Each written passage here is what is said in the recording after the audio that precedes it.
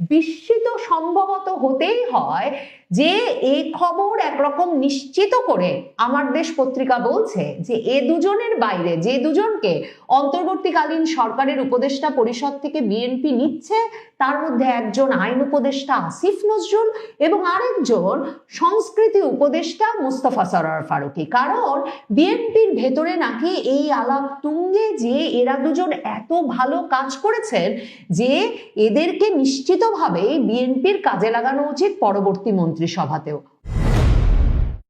নির্বাচনে তারেক রহমান নেতৃত্বাধীন বিএনপি সংখ্যাগরিষ্ঠতা পাওয়ার পর, নিরঙ্কুশ সংখ্যাগরিষ্ঠতা পাওয়ার পর তারেক রহমান ভাবি প্রধানমন্ত্রী হিসেবে এখন ব্যস্ত সময় কাটাচ্ছেন মন্ত্রী পরিষদের সদস্যদের বাছাই করে নিতে।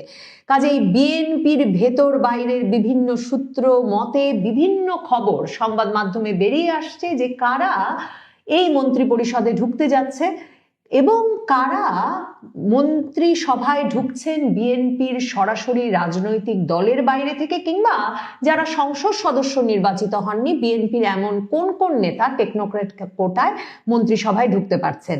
একরকম পরিষ্কার তারেক রহমান এবং বিএনপি সংবিধানের বাইরে গিয়ে ইউনূস সরকারের প্রেসক্রিপশন মতো কোনো শপথ গ্রহণে রাজি হচ্ছেন না এবং সে কারণেই এ বিষয়টা পরিষ্কার করা হয়েছে যে মন্ত্রী পরিষদের যে শপথ গ্রহণ অনুষ্ঠিত হবে সে শপথ তারা নেবেন সংবিধান অনুযায়ী রাষ্ট্রপতি শাহাবুদ্দিন চুপ্পুর বাসভবন বঙ্গভবনে।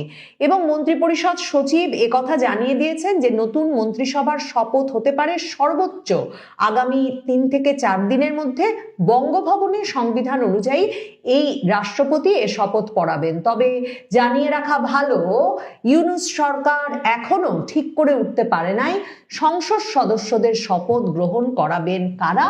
প্রেস সচিব শফিকুল আলম আর ইউনূস সরকারের সংবিধান প্রণেতা আলী রিয়াজ তারা দুজন মিলে সংবাদ সম্মেলনে এসে বলেছেন 17 তারিখের বেশি কিছুতেই দেরি হবে না একটা সংসদ সদস্যদের শপথ পড়াতে। তবে কে শপথ পড়াবেন সেটা তারা পরবর্তীতে জানিয়ে দেবেন। বিএনপির মির্জা ফখরুল ইসলাম আলমগীর, রুহুল কবির রিজভী আহমেদের মতো নেতা যারা কিনা বিএনপির দুর্গটা একরকম ধরে রেখেছিলেন পুরো আওয়ামী লীগ শাসনামল জুড়ে, সেই নেতারা মন্ত্রী হচ্ছেন সেটা খুবই স্বাভাবিক। এবং এরই মধ্যে মির্জা ফখরুল ইসলাম আলমগীরকে কোনো কোনো সংবাদ মাধ্যম লিখছে যে তাকে স্থানীয় সরকার মন্ত্রণালয় দেওয়া হতে পারে। আর প্রায় প্রত্যেকটি সংবাদপত্র যারা মন্ত্রিসভা কেমন হবে তা নিয়ে খবর লিখছে, মানব জমিন, আমার দেশ পত্রিকা, সারা বাংলা, তারা প্রত্যেকেই বলেছেন যে রুহুল কবির রিজভী আহমেদকে তথ্য সম্প্রচার মন্ত্রণালয়ের দায়িত্ব দেওয়া হতে পারে। মির্জা ফখরুল ইসলাম আলমগীর এবং মঈন খান, বিএনপির আগের আমলেরও মন্ত্রী, এ দুজনকে রাষ্ট্রপতি পদে বিবেচনা করা হচ্ছে সে খবর আবার দিচ্ছে মানব জমিন পত্রিকা। কিন্তু আমার দেশ পত্রিকা বিস্ফোরক খবর নিয়ে এসেছে। যে বিস্ফোরক খবর কতটা বিস্ময়কর আমি জানি না, কারণ আমি বরাবর বলছিলাম যে তারেক রহমানের ওপর যেমন একটা জাতীয় সরকার গঠনের চাপ থাকবে, জামায়াতে ইসলামী, জাতীয় নাগরিক পার্টি সহ একটা মন্ত্রিসভা গঠনের চাপ থাকবে, তেমনি তার উপর চাপ থাকবে ইউনূসের সরকার থেকে কয়েকজনকে নিয়ে নেওয়ার। কারণ এদের প্রত্যেকের পক্ষে আসলে আবারও সাধারণ জীবনে ফিরে যাওয়া যেমন সম্ভব হবে না, তেমনি ইউনূস সরকারের নানা অ্যাসাইনমেন্ট পূরণের পুরস্কার হিসেবেও এদের একদলকে বিএনপির নেওয়ার একরকমের চাপ থাকবে। সেই আশঙ্কা বা সেই সম্ভাবনা আমি বারবারই ব্যক্ত করেছিলাম। এক্ষেত্রে সালেউদ্দিন আহমেদকে অর্থ মন্ত্রণালয়ে রেখে দেওয়া হতে পারে, পরিকল্পনা মন্ত্রণালয়ে ওয়াহিদুদ্দিন মাহমুদকে রেখে দেওয়া হতে পারে, এই খবর যেমন আমার দেশ দিয়েছে। এবং মনে রাখবেন সালেউদ্দিন আহমেদ এবং ওয়াহিদুদ্দিন মাহমুদ এই দুজনকেই বিএনপির পরামর্শেই কিন্তু অন্তর্বর্তীকালীন সরকারের উপদেষ্টা হিসেবে নিয়োগ দেওয়া হয়েছিল। সালেউদ্দিন আহমেদ অত্যন্ত ঘনিষ্ঠ বিএনপি আমলের গভর্নর ছিলেন।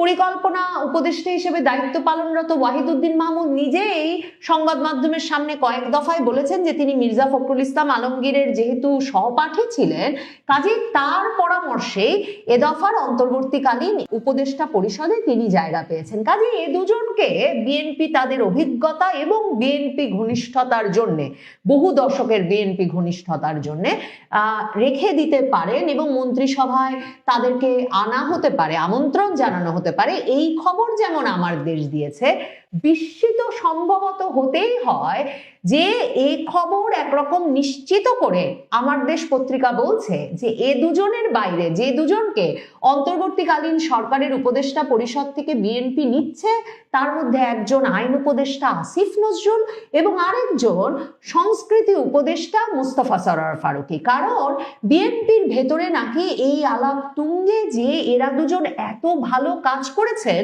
যে এদেরকে নিশ্চিতভাবে বিএনপির কাজে লাগানো উচিত পরবর্তী মন্ত্রিসভাতেও। অথচ নভেম্বরে যখন মোস্তফা সরোয়ার ফারুকী নিয়োগ পেয়েছিলেন তখন কিন্তু মানে বিএনপি জামাত সকল তরফে আওয়াজ উঠেছিল যে এই ব্যক্তিকে ঠিক কে নিয়োগ দিলেন। বিশেষ করে বিএনপি ঘনিষ্ঠ সংস্কৃতি কর্মীরা রীতিমতো ফেসবুকে একের পর এক প্রমাণ হাজির করছিলেন যে আওয়ামী লীগের দশক শাসনামলে মোস্তফা সরোয়ার ফারুকী সরকারি প্রায় সকল অনুষ্ঠানে কিভাবে গুরুত্বের সঙ্গে আমন্ত্রণ পেয়েছেন, যোগ দিয়েছেন, আর তার স্ত্রী বঙ্গবন্ধুকে নিয়ে তৈরি মুজিব সিনেমাতে অভিনয় থেকে শুরু করে শেখ হাসিনা সহ সরকারের মন্ত্রীদের কতটা ঘনিষ্ঠ ছিলেন এবং কিভাবে তাদের সঙ্গে সকল সামাজিক সাংস্কৃতিক অনুষ্ঠানে যোগ দিয়ে আসছিলেন। এখন এহেন মোস্তফা সরোয়ার ফারুকীকে নেওয়ার জন্য বা রেখে দেওয়ার জন্য বিএনপির ভেতরে কারা বড় ধরনের মানে তদবির করছে সেটা একটা বিস্ময় বটে। মানে যে কে কার তদবিরে মোস্তফা সরোয়ার ফারুকী ইউনূসের মন্ত্রিসভায় ঢুকেছিলেন যেমন জানা যায় না, তেমনি এখনো জানা যাবে কিনা আমি বলতে পারছি না যে কার তদবিরে তিনি বিএনপির মন্ত্রিসভায় ঢুকে পড়বেন বলে আমার দেশ পত্রিকা বিএনপির ভেতরের সূত্র থেকে একরকম নিশ্চিতভাবে খবর দিচ্ছে।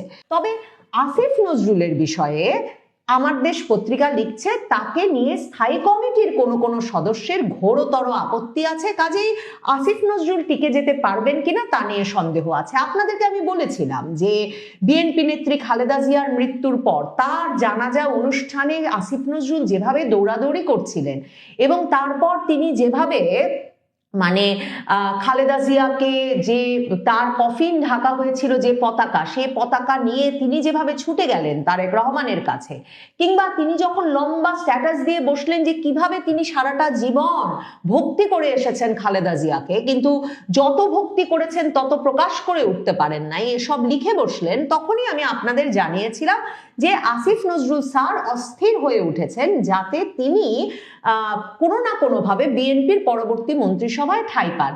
তবে আসিফ নজরুলের চাকরিটা পাকা কিনা তা নিশ্চিত করে বলতে পারছে না আমার দেশ। স্থায়ী কমিটির কোনো সদস্য যে তার বিষয়ে আপত্তি করবেন সেটা খুব স্বাভাবিক, কারণ বিএনপি ঘনিষ্ঠ এবং বিএনপি সমর্থক হিসেবেই যদিও বা তিনি এই অন্তর্বর্তীকালীন সরকারের উপদেষ্টা পরিষদে জায়গা পেয়েছিলেন এবং বিএনপি ঘনিষ্ঠ বুদ্ধিজীবী হিসেবেই তার যে বিরাট পরিচিতি, তারই সুবাদে তাকে ওয়াকারুজ্জামান সেনা ভবনে নিয়ে অন্তর্বর্তীকালীন সরকারের উপদেষ্টা পরিষদ গঠনের পুরো আলোচনায় যুক্ত করেছিলেন একেবারে 5ই আগস্ট থেকে। কিন্তু বিএনপির বরাবরের অভিযোগ ছিল যে আসিফ নজরুল কোনো দায়িত্ব পালনে বা কোনো সিদ্ধান্ত গ্রহণের ক্ষেত্রে বিএনপির কোনো চাহিদার বিষয়ে কর্ণপাত করেন নাই, বিএনপির কোনো পরামর্শের বিষয়ে কর্ণপাত করেন নাই। তিনি পুরো সময় পরিচালিত হয়েছেন জামায়াতে ইসলামী এবং জামায়াতে ইসলামী ঘনিষ্ঠ জাতীয় নাগরিক পার্টির নেতৃবৃন্দের দ্বারা। কাজেই আসিফ নজরুল শেষ পর্যন্ত চাকরিতে টিকতে পারবেন কিনা প্রশ্ন আছে। বিশেষ করে আসাদুজ্জামান অ্যাটর্নি জেনারেল যাকে নিয়োগ করেছিল বিএনপি, মানে বিএনপির সবচেয়ে তাৎপর্যপূর্ণ যে পদে আগস্টে নিয়োগ দিয়েছিল, 6ই আগস্টে তারা অ্যাটর্নি জেনারেল পদটা নিয়ে নেয়, কারণ তারা জানতো তারেক রহমানের বিরুদ্ধে যে শতাধিক মামলা আছে সেসব মামলা খুঁজে খুঁজে বের করে সেগুলো নিষ্পত্তি করে ফেলার জন্য অ্যাটর্নি জেনারেলের মতো গুরুতর পদে তাদের নিজস্ব একেবারে বিশ্বস্ত লোক প্রয়োজন। সেই অ্যাটর্নি জেনারেল পদে থাকা আসাদুজ্জামানকে তারেক রহমান কিন্তু নমিনেশন দিয়ে সংসদ সদস্য বানিয়ে এনেছেন। কাজেই ওই আসাদুজ্জামানকে ধাক্কা দিয়ে সরিয়ে এখন আসিফ নজরুল সত্যিই আইন উপদেষ্টা হয়ে যাবেন কিনা বলা মুশকিল। তবে তারেক রহমান যদি জায়গা দিতে চান বা মোস্তফা সরোয়ার ফারুকী, আসিফ নজরুলের মতো উপদেষ্টারা যদি তারেক রহমানের মন জয় করে থাকতে পারেন তাহলে নিশ্চয়ই কোনো না কোনো মন্ত্রণালয় তাদের জন্য খুঁজে পাওয়া যাবে। মানবজমিন শিরোনাম করেছে মন্ত্রিসভার আকার হবে ছোট। সেখানে তারা বলেছেন যে 20 থেকে 22 জনকে নিয়ে সাজানো হবে এই মন্ত্রিসভা। দক্ষ এবং অভিজ্ঞদের নিয়ে সাজানো হবে প্রাথমিক মন্ত্রিসভা। এর মধ্যে দুজন যুক্ত হতে পারেন টেকনোক্র্যাট কর্মকর্তায়। অর্থ এবং পররাষ্ট্র এই দুই মন্ত্রণালয়ের দায়িত্বে আসতে পারেন নির্বাচিতদের বাইরে থেকে। এরই মধ্যে জানা যাচ্ছে তারেক রহমানের লন্ডন জীবনের অত্যন্ত ঘনিষ্ঠ তারেক রহমানের পররাষ্ট্র বিষয়ক উপদেষ্টা হুমায়ুন কবির, যাকে সঙ্গে নিয়ে তিনি ইউনূসের সঙ্গে বৈঠক করতে গিয়েছিলেন 2025-এর জুনে, সেই হুমায়ুন কবির হতে যাচ্ছেন পররাষ্ট্র প্রতিমন্ত্রী টেকনোক্র্যাট কোটায়, কারণ তিনি নির্বাচনে মনোনয়ন পান নাই। এখন অর্থ মন্ত্রণালয়ের ব্যাপারটিও মানবজমিন লিখছে যে টেকনোক্র্যাট কোটায় আসতে পারে। এখন ধারণা করা হচ্ছে সেটা ইউনূস সরকার থেকে সালেউদ্দিন আহমেদকে দেওয়া হতে পারে। সারা বাংলা কিন্তু বলছে আইন মন্ত্রণালয়ের দায়িত্ব যাবে সাবেক অ্যাটর্নি জেনারেল আইনজীবী আসাদুজ্জামানের কাছে। পররাষ্ট্র মন্ত্রণালয়ের দায়িত্ব পেতে পারেন আমির খসরু মাহমুদ চৌধুরী। যদিও বিএনপির সময়কার তারকা বাণিজ্য মন্ত্রী আমির খসরু মাহমুদ চৌধুরীর কাছে বাণিজ্য মন্ত্রণালয় যাবে এ বিষয়ে এক রকমের স্থির ধারণা থাকবার পরেও পররাষ্ট্র মন্ত্রণালয় আমির খসরু মাহমুদ চৌধুরীর কাছে যাওয়াটাও একটা স্বাভাবিক সিদ্ধান্ত হতে পারে, কারণ গত কবছর ধরে বিএনপির পররাষ্ট্র বিষয়ক কমিটিটা কিন্তু আমির খসরু মাহমুদ চৌধুরীর নেতৃত্ব দিয়ে আসছেন। এছাড়া এখানে আবার লেখা হচ্ছে, সারা বাংলা আবার বলছে যে অর্থ মন্ত্রণালয়ের দায়িত্ব পেতে পারেন ডক্টর রেজা কিবরিয়া, মানে আওয়ামী লীগের শাহ এএমএস কিবরিয়া, আওয়ামী লীগ আমলের অর্থমন্ত্রী, তার পুত্র রেজা কিবরিয়া, যিনি নির্বাচনের ঠিক আগে আগে চমক জাগিয়ে এক রকমের বিএনপিতে যোগ দিয়ে নমিনেশনও পেয়ে গেছেন এবং নমিনেশন পেয়ে বিজয়ীও হয়েছেন, এবং এখন তিনি অর্থ মন্ত্রণালয়ের দায়িত্ব পাবেন বলে সারা বাংলা লিখছে। বাণিজ্য মন্ত্রণালয়ের দায়িত্ব সারা বাংলা বলছে সালাউদ্দিন আহমেদকে দেওয়া হবে। মানবজমিনে দেখেছি সালাউদ্দিন আহমেদ স্থানীয় সরকার মন্ত্রণালয়ের দায়িত্ব পেতে পারেন বলে ধারণা করা হয়েছে। এখানে বলা হচ্ছে সারা বাংলায় বিদ্যুৎ জ্বালানি খনিজ সম্পদ মন্ত্রণালয়ের দায়িত্ব পাবেন আব্দুল আওয়াল মিন্টু। আসলে তো বাঘা বাঘা লোকেরা আছেন, একদিকে যেমন মন্ত্রিত্বের দায়িত্ব পালনকারী অভিজ্ঞ ব্যক্তিবর্গ আছেন বিএনপিতে, তেমনি ব্যবসায় বাণিজ্যে পেশায় খুবই দক্ষ এবং সুপরিচিত বাঘা বাঘা সব ব্যক্তিরা এবার নির্বাচিত হয়ে এসেছেন। কাজে বিদ্যুৎ জ্বালানি খনিজ সম্পদ মন্ত্রণালয়ের দায়িত্ব দেওয়া হচ্ছে আব্দুল আওয়াল মিন্টুকে, এমন কথা লিখছে সারা বাংলা। নৌ পরিবহন মন্ত্রণালয়ের দায়িত্ব পাচ্ছেন শহীদুদ্দিন চৌধুরী আনি। স্বরাষ্ট্র মন্ত্রণালয়ের দায়িত্ব পাবেন মেজর অবসরপ্রাপ্ত হাফিজউদ্দিন আহমেদ বীর বিক্রম। শিক্ষা মন্ত্রণালয় আনম এহসানুল হক মিলন, যিনি শিক্ষা প্রতিমন্ত্রী ছিলেন এর আগের বার। এছাড়া সাবেক শিক্ষামন্ত্রী ডক্টর ওসমান ফারুকের নামও কিন্তু আছে। সংস্কৃতি মন্ত্রণালয়ের দায়িত্ব সারা বাংলা বলছে শামা ওবায়েদকে দেওয়া হবে। শামা ওবায়েদ অত্যন্ত সক্রিয় ভূমিকা পালন করে এসেছেন এই ১.৫ দশক ধরে। তিনি যেমন তার এলাকার রাজনীতিতে সক্রিয় ছিলেন, তেমনি এই যে বিভিন্ন বিদেশি কূটনীতিকদের সঙ্গে সম্পর্ক স্থাপন, আমির খসরু মাহমুদ চৌধুরীর নেতৃত্বাধীন পররাষ্ট্র মন্ত্রণালয় বিষয়ক কমিটির সক্রিয় সদস্য হিসেবে তিনি গুরুত্বপূর্ণ ভূমিকায় ছিলেন পুরো ১৫ বছর ধরে। এখন বলা হচ্ছে তিনি সংস্কৃতি মন্ত্রণালয়ের দায়িত্ব পেতে পারেন। স্বাস্থ্য মন্ত্রণালয় পাবেন ডাক্তার এজেডএম জাহিদ হোসেন, খালেদা জিয়ার দীর্ঘ সময়ের চিকিৎসক, এটা এক রকমের ধারণাই করা হচ্ছিল। তারেক রহমান ভোটের দিনে সংবাদ মাধ্যমের সামনে এসে বলেছিলেন যে আন্দোলন করেছেন যারা, তারা একসঙ্গে, তাদের সকলকে নিয়েই একটা সরকার গঠনের কথা তিনি ভাবছেন। তো তখন আবার সন্দেহ হয়েছিল যে এর মানে কি জামায়াতে ইসলামী জাতীয় নাগরিক পার্টিকেও তিনি দলে নিচ্ছেন। এখন বোঝা যাচ্ছে যে জামায়াতে ইসলামী বা জাতীয় নাগরিক পার্টির সঙ্গে কোনো ভাগাভাগির বিষয় যে যাবেন না তারেক রহমান, যেটা তিনি রয়টার্সকে বলেছিলেন, সেটাতেই তিনি স্থির থাকছেন। আন্দোলনে একত্রে থাকা দল বলতে তিনি তার জোটের দলগুলোকে বুঝিয়েছেন। এর অংশ হিসেবে রেজা কিবরিয়া সদ্য যোগ দিয়েছেন, তিনি যেমন জায়গা পাচ্ছেন, তেমনি নিজের দল এনডিএম ছেড়ে মুসাবিন শমশেরের ছেলে ববি হাজ্জাজ যে বিএনপিতে এসে নির্বাচন করেছেন, তাকে দেওয়া হবে মন্ত্রীপদ, এমন কথা আছে। বিজেপির আন্দালিব রহমান পার্থ মন্ত্রীপদ পেতে পারেন, এ কথা আছে। গণ অধিকার পরিষদের নুরুল হক নূর সহ টেকনোক্র্যাট কোটায় 12 দলীয় জোট প্রধান ও জাতীয় পার্টি জাফরের চেয়ারম্যান মোস্তাফা জামাল হায়দারও আলোচনায় রয়েছেন বলে আমার দেশ পত্রিকা খবর দিচ্ছে।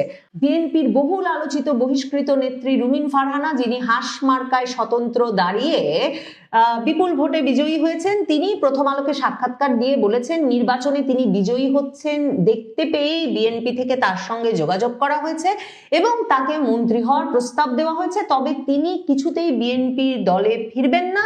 এবং তিনি এখন মন্ত্রিত্ব নেওয়ার কথা ভাবছেন না। বিএনপির তরফে আর কার কার সঙ্গে যোগাযোগ করা হচ্ছে, কে কে নিজ গরজে বিএনপির সঙ্গে যোগাযোগ করছেন, কে কে তারেক রহমানের মন জয় করে শেষ পর্যন্ত বিএনপির মন্ত্রিসভায় জায়গা পাবেন, সেটা দেখবার জন্য অপেক্ষা করতে হবে। তবে আসিফ নজরুল আর ফারুকী সেখানে ঢুকে গেলে নিশ্চয়ই তাকে চমকপ্রদ ঘটনা বলতেই হবে।